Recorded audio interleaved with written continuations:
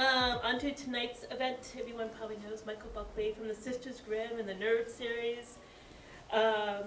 Tonight, he's here with his first YA novel, Undertow, a book set in a world in Coney Island, and in a world not quite too far removed from our own, in which a new species, a new race, emerges from the ocean around Coney Island. Undertow is fantastic. It grips you from the very first sentence. It has action, suspense, and romance. So let's give a warm welcome to Michael Buckley. Thank you. Thank you. Thank you. We totally do not need this microphone. I'm going to turn it off. Do I need to turn it off? Or keep it on? Okay, I'm going to turn it off. Thank you for coming out on a rainy every day in Seattle. And really excited to be here. Like you said, this is the first book I have written that is a young adult novel. This is brand new territory for me, but I'm really proud of it, and I'm excited to share it with you guys. So I thought I would just start reading a little bit, and then I'll stretch it out and milk it until you guys get tired of it and get up and storm out, which is usually how I do things. I'm going to do the best I can reading. This morning I discovered I'm an old man and I need reading glasses, which I did not bring, but I'm going to do the best I can. You can borrow mine. Are they a 1.25?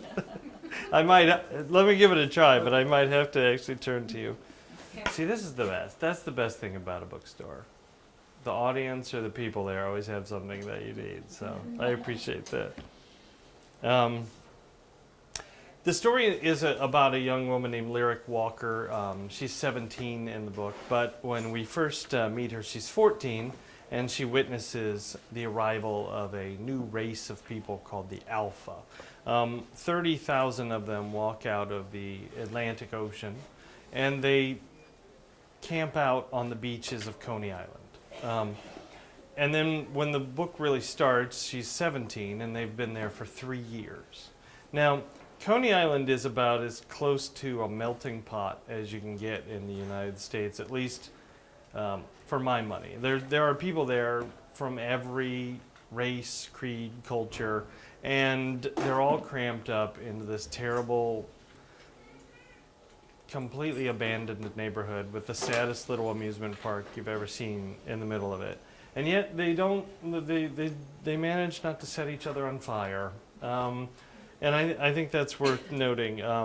But one of the things in this book, the questions that asks is as difficult as it is sometimes for people to embrace people who don't look like them, what would we do if we had a brand new minority group, one that wasn't even human, in fact, one that wasn't even supposed to exist? So I'll start with that. In this scene, Lyric and her father, who is a police officer named Leonard, and their friend Bex are going to school because they have started a pilot program where some of these teenage alpha kids are now going to go to the public high school. And they are basically walking into a mob scene outside the school. Tommy pats us down while another cop waves a metal detector over us in case Tommy didn't find everything. It goes wild over Shadow's sacked lunch, and when he empties it, the cops confiscate his spoon. Okay, hand over the cell phones, Tommy says. Not cool, Shadow cries. My father looks just as surprised as me. What if there's an emergency? Don't worry about emergencies. We've got SWAT teams in every hallway, officers stationed in the bathrooms, and cameras in every class, Tommy says. What you need to worry about is some wacko firing a gun through a window because one of these kids called him and told him which room has a fish head in it. No phones. My father's arm tenses. He hates how casually people use that ugly term. If he was allowed, he'd rip Tommy's head off, but he's not allowed. Bex reaches into her pocket and hands hers to my dad. You keep it. No peeking. Shadow's next. It's like he's handing over one of his kidneys. People should be able to see what happens in there. This is history, he grumbles. I set mine into my father's hand while trying to make it seem like it's no big deal, but it is a very, very big deal. There are pictures on it I don't want him to see. Pictures from when I was not trying to disappear into the background. They're ancient, but not something I want my daddy to see. Please don't look through the text messages. Oh man, don't look in the Gabriel folder. My imagination is hyperventilating into a paper bag. Satisfied, Tommy jams his radio against his ear so he can hear over the din. Get ready. You're going in as soon as they get off of the steps. Who? Beck says. He points along the barricades and up the stairs to the front door. A middle-aged woman in a blue business suit is blocking the doors and flashing her porcelain veneers to the crowd.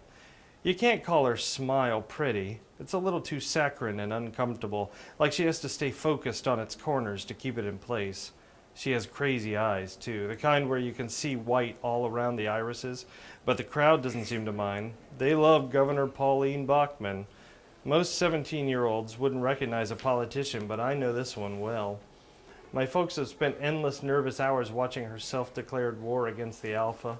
She's a proud thorn in their side, pushing for laws that deny them medical care, which they've never asked for, and blocking efforts to put them in permanent housing, which they would never take. Some of her ideas fall squarely into the evil and creepy category, like implanting trafficking devices into their bodies, shipping them to Guantanamo Bay and forcing them to undergo sterilization. Before the president ordered our school system to open its doors to the Alpha, she was crusading for an electrified wall to keep them away from us. Lots of people write her off as a kook. They say her ideas are just theatrics to appease her base of frightened voters and keep the money rolling into her campaign. They call her a clown. I say she's dangerous. Everywhere this clown goes, she brings her own circus. She lifts her trademark red, white, and blue megaphone to her mouth and releases a feedback whine over the crowd. The National Guard, Homeland Security, FEMA, local police, and even the President of the United States have asked me to step aside. They want me to go away. They don't want to know what the good people of the state of New York have to say about this debacle. They don't want to hear that this misguided plan is putting your children in harm's way. Well, folks, that's why I brought the megaphone. The crowd roars. Our schools are not the place to run social experiments. I have no problem with educating their, I guess you can call them children, but that should be done in their own schools, not one paid for by hard-working, red-blooded American taxpayers. No, sir, over my dead body. I will block these doors, and not one of them will step foot inside, and I will not move until they drag me away. I will not go. The crowd adopts her chant, and it shakes the air. All right, Tommy shouts at us, let's go. What about her? My father cries as he points to Bachman. Go, go. My father grabs my hand and starts up the path. No, Leonard, Tommy shouts, just the kids. That's not what I was told at the precinct. Things are evolving. You can't go in. My father looks pained. Be safe. I will. I hope it's a promise I can keep. I'll keep her out of trouble, big guy, Beck says. She grabs my hand and then shadows, and the three of us sprint through the barricades, past the ugly faces and their ugly signs. Once we hit the top step, Bachman leaps in front of us. She grabs my arm and turns my hands over to study my palms and the skin between my fingers, then my neck. She's putting on a show for the crowd, and I'm too stunned to protest. She's one of us, Bachman cheers. You don't have to go in there now, honey. And then I hear the thrum. The governor hears it too, and she whips her head around, scanning for its source, but it's everywhere, a buzzing that grows and grows, and all we can do is watch and wait. Bachman stammers, but words fail her. Like us, she's trapped inside a pregnant pause in history. When the noise is on top of us, I see a group of soldiers, cops, and FBI agents rushing toward us. They push the crowd aside to make room for another group that marches behind them, the Alpha. It's impossible to call them men. Men are not hulking, copper-skinned towers of muscles. Men do not charge down a street with spears raised and ready.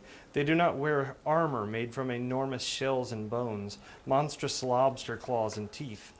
They do not use oysters the size of truck tires as shields. They do not chant in an ancient language in which every word sounds aggressive and hostile. They do not stretch their mouths as far as they can and bellow to the clouds, growl and threaten the sky like they are challenging the sun itself. These are not men. The protesters have never seen anything like this. They fall back, tumbling to the ground, and shriek when the next group emerges. The newest additions to Highland High's school body have arrived. Many have scales. Others have jagged rows of teeth and mouths like open wounds. One of them is a teenaged mountain of power, a slightly smaller version of one of the giant warriors who led the way. He has sunken eyes and tiny spikes on his neck, shoulders, and forearms. A girl with ghostly gelatinous skin and eyes as big and black as plums steps serenely forward. If you look closely enough, you can see the blood coursing through her deep purple veins. Even closer, and you can see the hints of bones. Another boy is no taller than an 8-year-old and has a head like a gourd planted atop a thin, tottering body. He's a skeleton, shrink-wrapped in gray skin, with long fingers and black nails. His eyes are enormous chunks of coal, and his nose is nothing more than 2 wet slits. The last 3 look almost human. One is a delicate beauty, slender and tall, with tight red curls that cascade over her shoulders and bounce lightly on the base of her spine. Pink and blue scales freckle her throat, her shoulders, and the insides of her arms. She looks terrified. The other 2 look as if they've never been afraid of anything in their lives. They're golden gods, tall and strong, with sculpted limbs. The female is close to my height and age, with cropped hair and a body that clearly skipped the awkward phase. Her face is a case study in symmetry, favored by dizzying cheekbones and bright, full lips, but it's also unsettling, sharp, and serious. It's not so much a face as it is a weapon, as deadly as the spears of the titans who guard her. The boy, well, he's beautiful and troubling all at the same time. His face is strong and fierce, but marred with bruises. Murky green highlights border a purple contusion on his right cheek. Yet who can focus on it when his eyes are so hypnotic? They're violent whirlpools of green and blue, but just when I think I could get pulled into them, I notice his damaged forearms. They're crisscrossed with scars like a Jackson Pollock painting, yet they pale in comparison to something way more gruesome. Starting at his wrist and going all the way up to his elbow is a jagged red gash in which sharp black blades slink in and out in an agitated rhythm. Their edges are serrated like an old lumberjack saw, and each time they pop out, there's a sickening, suckening sound. Shh.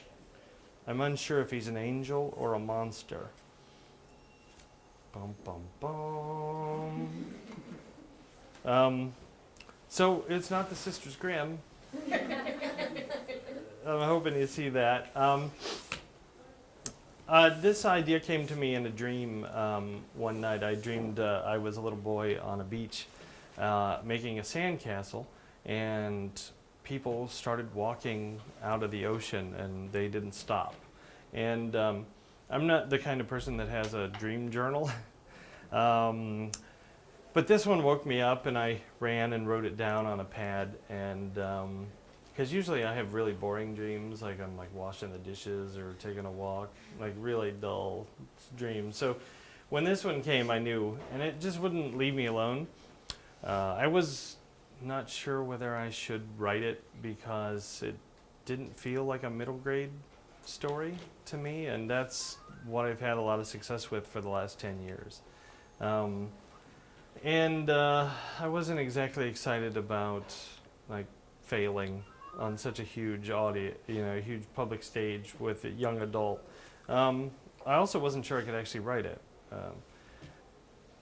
Like young adult novels have a lot of beautiful poetic language, and they're very lyrical, and they're introspective, and I'm a man, so I don't have those frame of references about anything.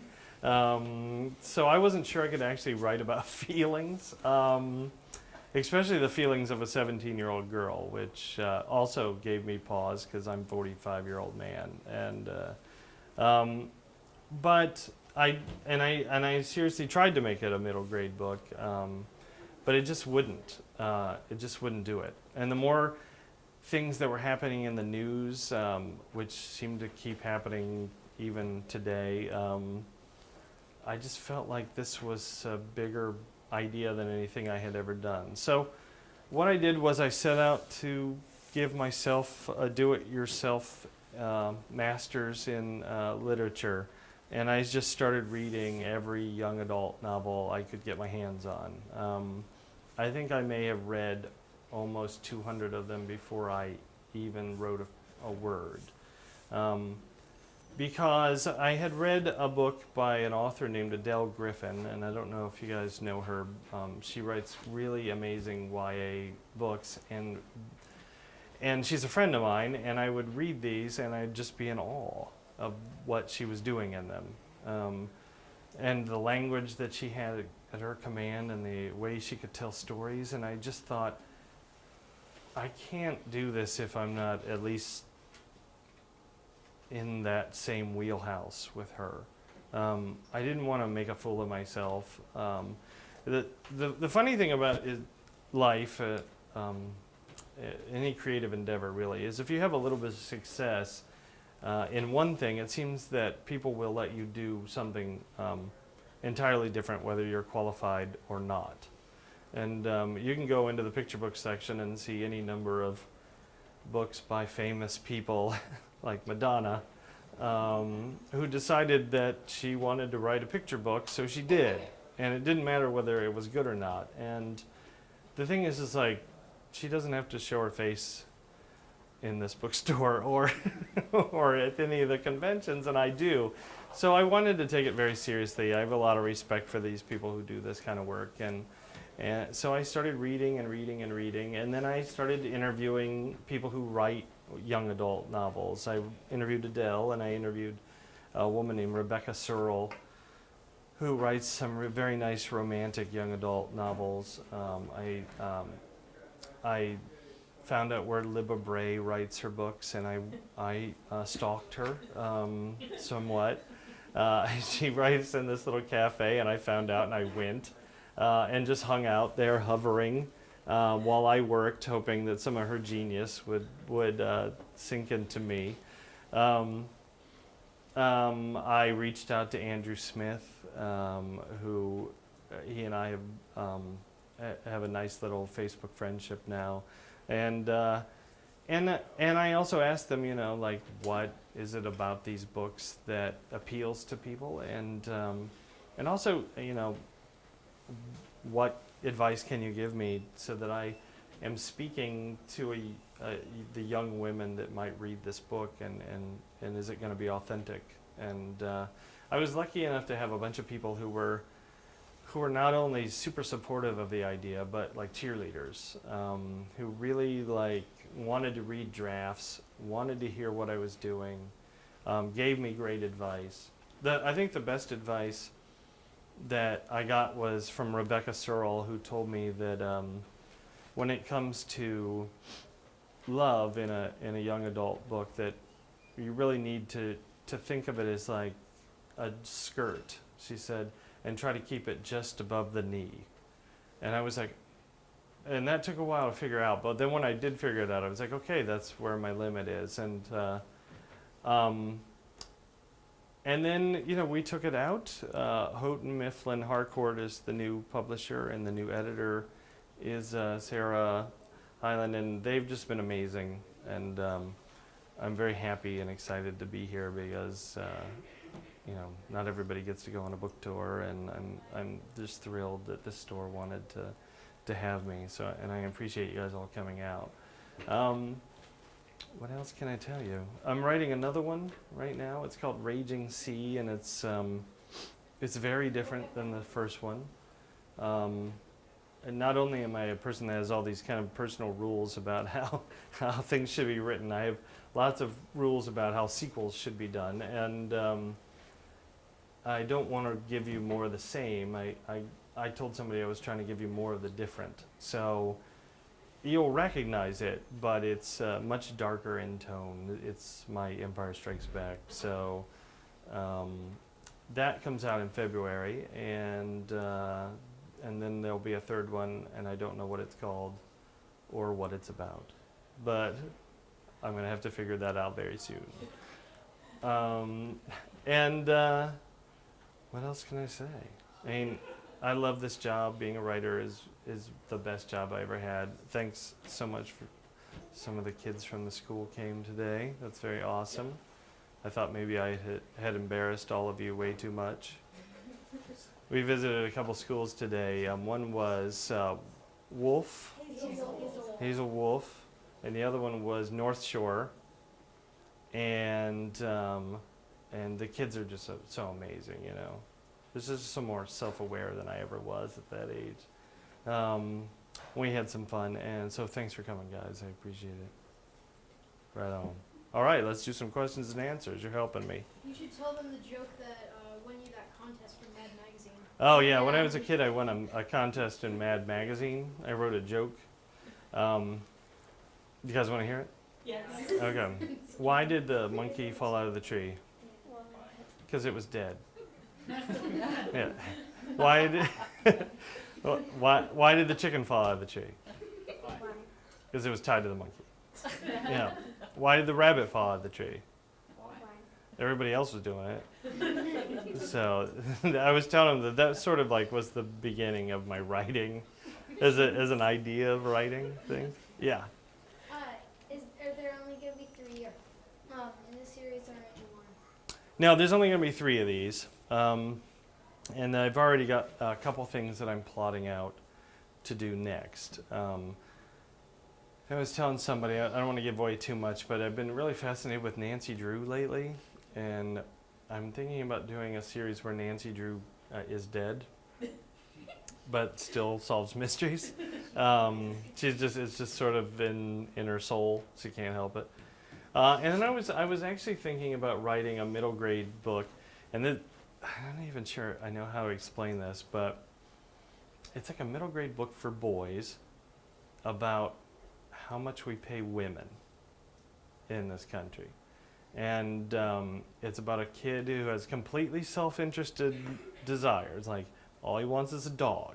But he can't have a dog because his mom doesn't make enough at work, and she's sort of the sole breadwinner at the time in the book. And then he goes to work and discovers that his buddy got a dog, and his buddy's dad works with his mother, and they have the same job. And he decides to go and do a sit-down strike at his mother's job. And that's where the story sort of takes off. And I was thinking, like, we talk about all these problems that we have with things like racism and sexism and inequality and work equality. And I was like, you know, like we're like talking to a bunch of people that can't fix any problems, but we can fix kids. Like we can make it so kids don't think it's cool. And if I wrote a book about equality in the workplace and a bunch of little boys read it when they were little, they might grow up and not try to pull it when they were men. And, or at least I'd make them feel bad about it. I mean, it's just a theory, but it's something I'm kicking around with. I don't know if I'm the person that should write that book, but it's something that popped in my head, and I was like, I think that could be fun. I've never really tried to write an issues-based middle grade book, and those used to be really, really popular. So usually children run from those kind of books, so I've got to find a fun way to get the kids to read it. But so that's what I'm working on next, and I'm doing a graphic novel, and Nerds, we're still working on that as a movie, and it's going to be a 3D animated rock opera. Ask your parents what a rock opera is.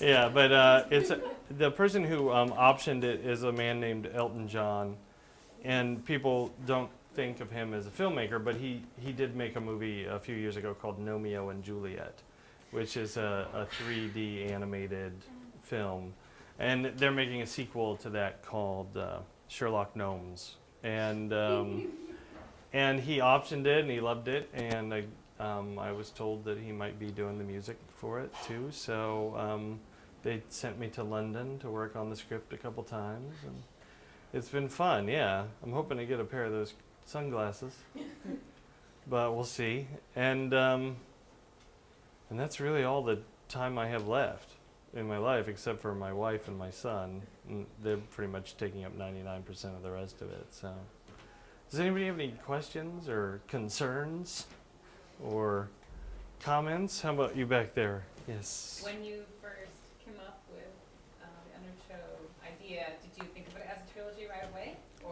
start working on it and realize, or did someone ask you, we want more of this? Yeah, I saw it as a 3-book thing. I mean, I felt like the journey that Lyric has to take would take more than 1 book. So yeah, I pitched it as a 3-book deal. The problem is that I didn't really think about what those 3 books would be. You know, I mean, I had an idea what the second one was going to be, but the third one. See, here's the problem with it is it's like. One thing I like about the book is that it's not a traditional mermaid book. Like, there aren't that many scenes. In fact, there are no scenes underwater in the first book. And there's a reason. It's because I don't swim. I don't know what it's like to be in the ocean underwater. I mean, I went snorkeling once in Hawaii, and I had this giant yellow banana thing wrapped around me. And it was amazing. I mean, I saw amazing things, but I had, I was also terrified that I was going to die. So I didn't really write any scenes underwater, and also because, like, I think like books that are set underwater are so insanely boring. Like, how many times can you describe water? Like, it's really like, maybe 10 different ways, and then it's just like move on. So. Unfortunately, the third one, I think, is set underwater. So I feel like I have to go learn how to swim so I can properly describe what is down there. So unless I find a different way of doing it. The second one is set in the desert. So in the desert in southwest Texas. So I'm trying to keep the mermaids out of the water, basically. That's really what I was thinking. You had a question? Yeah, I have 2. I have one sort of goofy one, but one. Okay. So with YA, I mean, is there a boys part? I mean, I think of Riley went sort of from more the middle ground, jumping right into Peter Benchley or Lord of the Rings or Stephen King. Like, is there a market for that type of? I mean, I don't really. Most of them do seem more geared towards. Well, there's a lot of controversy about this right now. In fact, I was like kind of caught up in a giant controversy about just this conversation not too long ago. The truth is, it's like there are a lot of people say that boys aren't ignored in publishing, but all you have to do is walk around the store and look on the shelves, and you'll find that publishing has sort of given up on boys. Sort of the way comic books gave up on children. Comic books are really written for 35-year-old men. And if you see how they draw the women in them, you'll see why. They gave up on kids a long time ago. The same thing is going on with boys. And there's this idea that boys are difficult to reach and that they don't like to read and that they often just like to read things that are real and they don't like fiction and nonfiction. Yeah, I mean, they like to read about sports and real things. And I just think it's all baloney. I think it's lazy marketing, lazy publicity, and lazy thinking by publishers. I think publishing is an industry that is incredibly dominated by women. Women make all the decisions about what gets published. They make all the decisions about what gets promoted. They run most of the bookstores. They're most of the teachers, most of the librarians. I'm not saying that they're actively excluding boys, but when you have that giant weight of disparity there, it's going to happen that one side is not getting the attention that they should.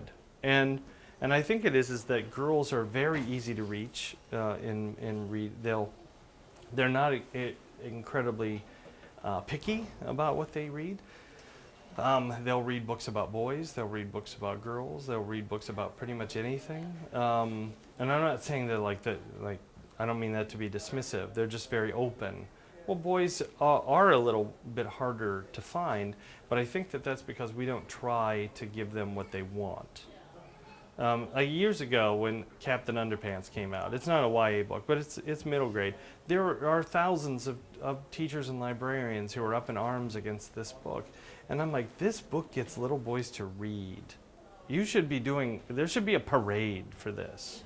There should be a Captain Underpants parade, and Dave Pilkey gets to come and like be held aloft as this great humanitarian. And it's the same thing with like Origami Yoda, which is another series that really gravitates toward boys. It's about Star Wars. It's like what they love. And it's like we spend a little too much time thinking about what little boys should read instead of what they want to read. And I think that's what happens in YA for boys too, is that it's overwhelmingly people kissing, it's overwhelmingly romance. And there are some great young adult books out there that boys would love, and I think I could recommend some for sure.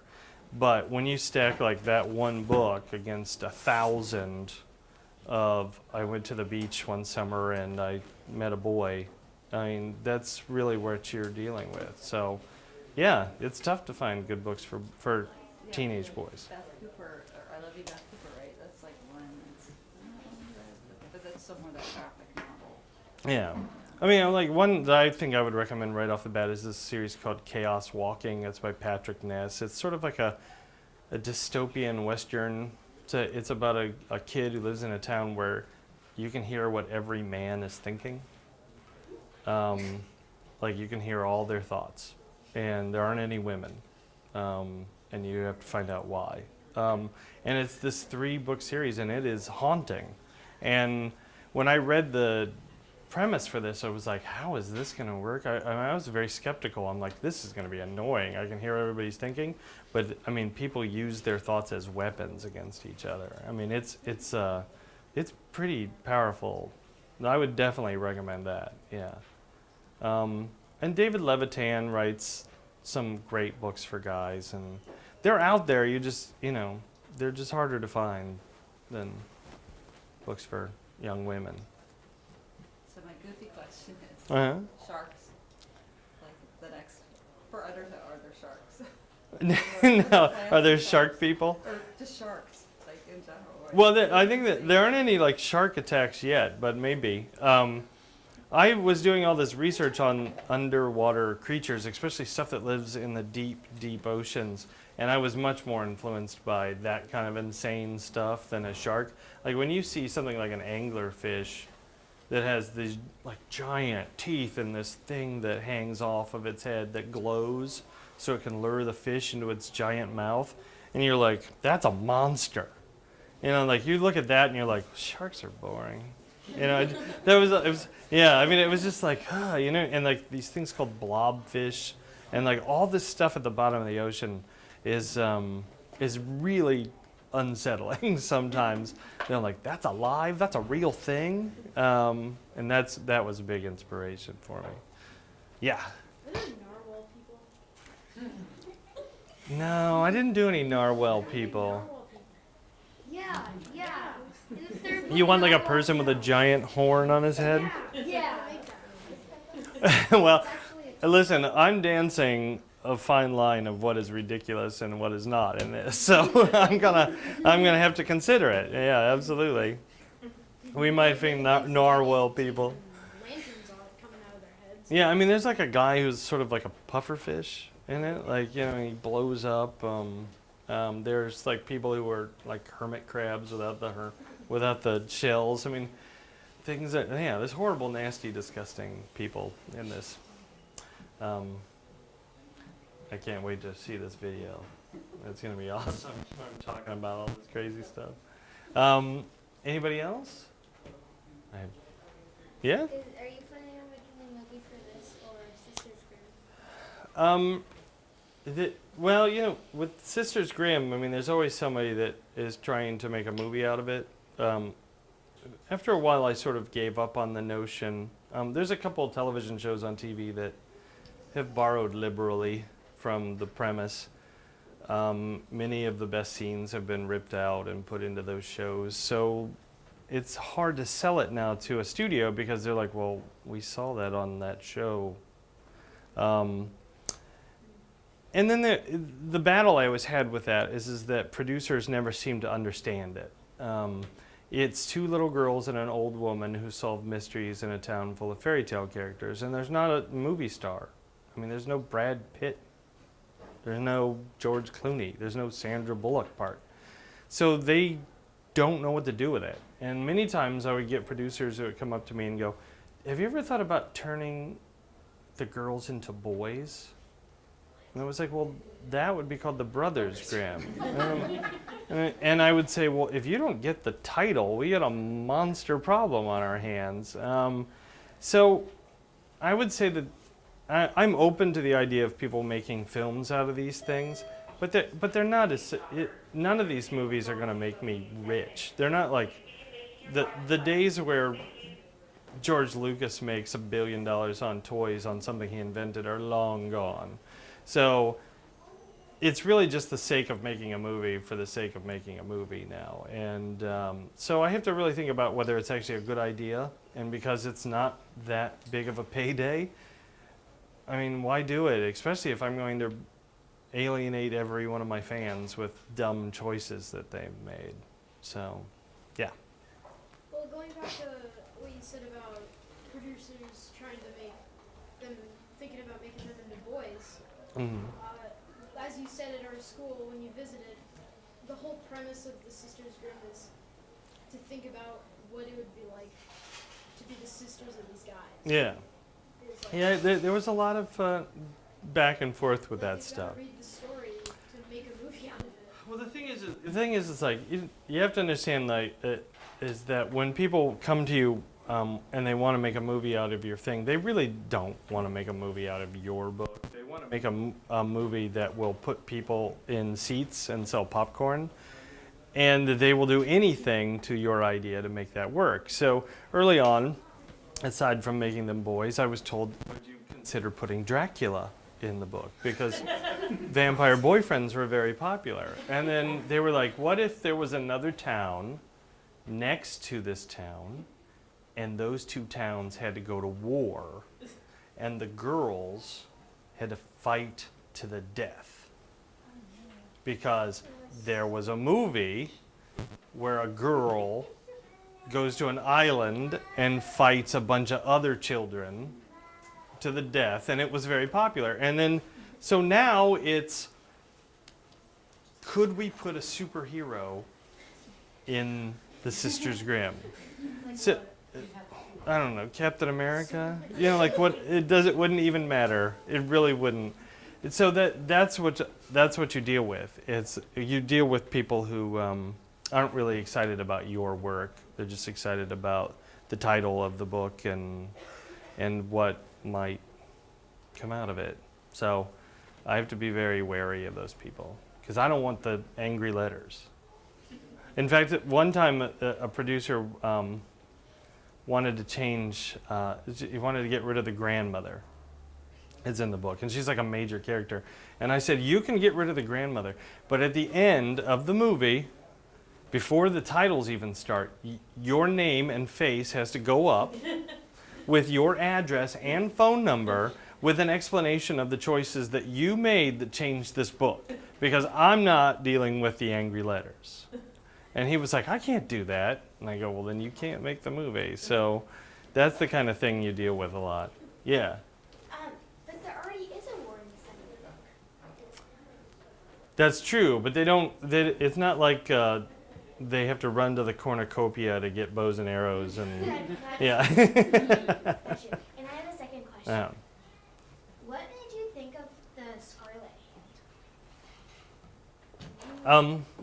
The Scarlet Hand came later to me in the books. The first thing was I knew who the bad guy was, and I knew that the bad guy would leave some kind of horrible mark that would freak people out. So he leaves these handprints everywhere, and they're blood red, but they're not made out of blood. They're made out of paint, but it's supposed to be a bloody mark. And the more I thought about that bad guy and why he might be a bad guy, I started to think about that hand and what it might represent to him. Okay. And Without spoiling it for all of you. one last question. Uh-huh.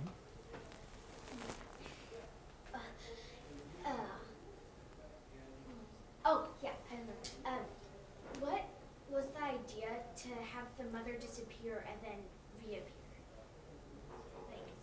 when she was put into this. Why does the mother put to sleep? Yeah, and the father. And the father, why are they put to sleep? Yeah, like what's the reason for that? Well, if I tell, then everybody will have to, they can skip reading like 8 or 9 of these books. Only 7. The mother is about to have a baby, and the bad guy wants the baby, so he puts them both to sleep until she has the baby. And then he That makes doesn't have to deal with the trouble of keeping 2 people imprisoned. That was his thinking, yeah. When do you think the second book in the Undertow trilogy will come out? It's going to come out in February, hopefully. That's so my editor hears that. Yeah. And also, girls like Star Wars too. Oh, I know. Just boys. Absolutely, but I think boys are sort of rabid for it. That's true. I think that you could make every book about Star Wars and most boys would be happy. In fact, I think they should go back and retrofit some old books, Yeah. like To Kill a Mockingbird. They should put some stormtroopers Yeah. in there. Yeah, it could be like Boo Vader. Yeah. Of mice and stormtroopers. Just to redo all the classics. Yeah. Yeah, just do that. Yeah. Yeah. That's what you should have. That'd be just like an entire box set of all the Yeah. remakes. A Death Star grows in Brooklyn. You could do that. How about you, Patty? Well, when like they made a movie for Percy Jackson, it was like nothing like the book. It wasn't. Yeah, definitely not. And Yeah. people were really angry because, Yeah. like you said, it completely failed. And that's why Rick Riordan has to live in a tower on an island where you can never find him. He lives with the guy who invented the Segway. They don't know where these people are. So I don't need that headache in my life. Yeah. Well, just like I'm saying kind of the same thing as him. Like there are a lot of books that I really, really like, including like The Maze Runner and The Giver. Mm-hmm. And people in Hollywood go up to these people and say, go up to Lois Lowry or James Dashner and say, hey, you know what, we want to make a movie. They let them, and they turn this into a completely different blockbuster film and completely ruin it for all the fans. Yeah. It's just like, Well, I don't have a problem with them making some changes. I mean, I wrote a book. I didn't write the Bible. You can make a couple changes. But I think that what I want is that when people go to see one of these movies, I want them to recognize it, especially if they're really into the series. I don't believe in a word for word reinterpretation of it because I already read the book. I'd like to see a little bit of fun things done with it.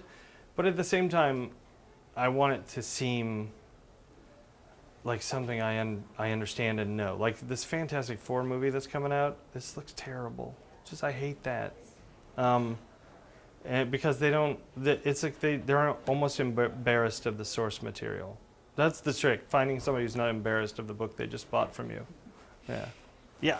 yeah, like, I understand, but like, there are like some key parts. Like, if anybody's read The Maze Runner, there's like some really key parts. Like, if you haven't read it, you probably wouldn't understand, but there are these monsters called Reavers, and they're like these enormous slug things. And in the movie, they make them have spider legs and stuff. And it's just, it ruins the basis of it because they're supposed to be like climbing up the wall, but they're like, it's, Well, that would be creepier. That's what they were thinking. yeah. I know. I'm with you 100%. It's like, why not try it the other way? Why not try it the way it's in the book first? If it's terrible, you fix it. Yeah. They can be like, hey, cut this back. Yeah. Yeah, but they never do that. They see people in Hollywood are paid mainly to take you to lunch, and at lunch they because they don't like to buy their own lunch, they can write that off, and then no one in Hollywood ever pays for any food that they ever eat, which is what Hollywood is all about. It's just a big buffet, and their job is to tell you that you're a genius and they love your vision and they're gonna make something so amazing together with you. And then they go back to work and they make another meeting for dinner. It's you know, it's a terrible place. Not somewhere you'd like to be. Yeah. Do you have to buy your book before 8? Because Oh, are we running out of time? It's like Yeah. 2 minutes left. Holy moly, yes, we have to buy the Is book that before still 8. open over there, Heather? All right, thank So you, head Heather. over to Heather to buy your book. All right, thank you so much, guys. Thank you. Will you sign mine? I will totally sign yours. I will sign every book. I will be right here.